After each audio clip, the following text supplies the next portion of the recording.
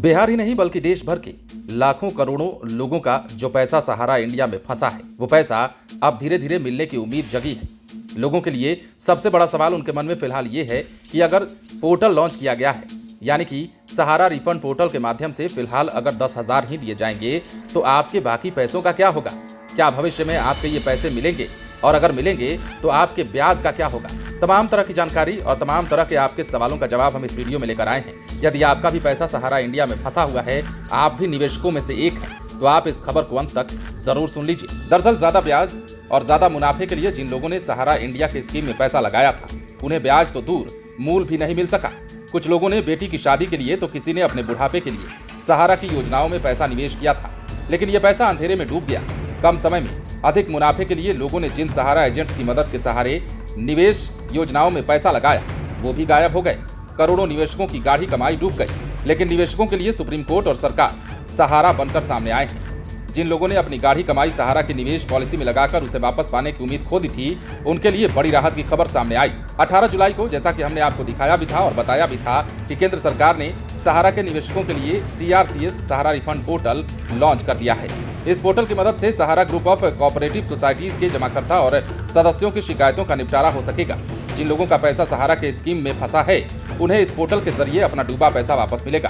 हालांकि कई लोगों की शिकायतें अभी से आने लगी हैं कि ये पोर्टल ठीक से काम नहीं कर रहा है। बहरहाल सरकार ने सहारा रिफंड पोर्टल लॉन्च किया है, जिसके माध्यम से करोड़ों लोग अपने रिफंड क्लेम को जमा कर पैसा वापस पा सकते हैं। लेकिन इसमें अभी एक पेच है जिसे आपको समझ लेना चाहिए। सहारा समूह की अलग अलग सोसाइटीज में भले ही आपका कितना भी पैसा जमा हो, लेकिन फिलहाल आपको 10,000 रुपए ही रिफंड के तौर पर दिए जाएंगे। यानी भले ही आपको 1 लाख रुपया जमा सहारा स्कीम में फंसा हो, लेकिन फिलहाल आपके बैंक खाते में रिफंड के तौर पर सिर्फ 10,000 ही जमा किए जाएंगे। पोर्टल लॉन्च होने के दौरान गृह मंत्री अमित शाह ने इसकी जानकारी देते हुए कहा कि फिलहाल ट्रायल के तौर पर अभी निवेशकों को 10,000 रुपए दिए जाएंगे। आप जानना चाह रहे होंगे कि आपके बाकी पैसों का क्या होगा, तो हम बताते हैं। इस पोर्टल के जरिए सरकार सहारा के 10 करोड़ लोगों को कुल 5,000 करोड़ रुपए वापस करेगी। हर जमाकर्ता को फिलहाल अधिकतम 10,000 रुपए ही दिए जाएंगे। यह सिर्फ ट्रायल के तौर पर किया जा रहा है। जैसे ही ट्रायल सफल हो जाएगा, निवेशकों को उनका बाकी पैसा ब्याज समेत वापस कर दिया जाएगा। हालांकि इस बात की जानकारी पूरी तरीके से नहीं मिल सकी है कि बाकी रकम कब दिए जाएंगे।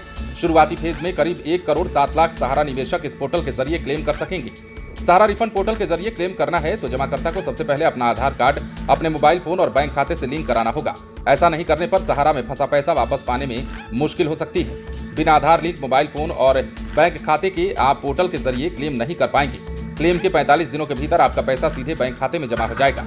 भले ही आपका पैसा सहारा के अलग अलग स्कीम्स में फंसा हो, लेकिन आपको क्लेम एक बार ही करना होगा। सहारा की अलग अलग सोसाइटीज में जमा पैसों की डिटेल आपको क्लेम फॉर्म में एक ही बार में देनी होगी। क्लेम फॉर्म के साथ साथ सभी सोसाइटीज में जमा रकम की रसीद देनी होगी। अगर आपके कुल क्लेम की रकम 50,000 रुपए से अधिक है तो बाकी डिटेल्स के साथ पैन कार्ड की डिटेल्स भी आपको देने होंगे। बने रहे लाइव सिटीज के साथ। यदि अब तक आपने हमारे चैनल को सब्सक्राइब नहीं किया है तो सब्सक्राइब कर लीजिए।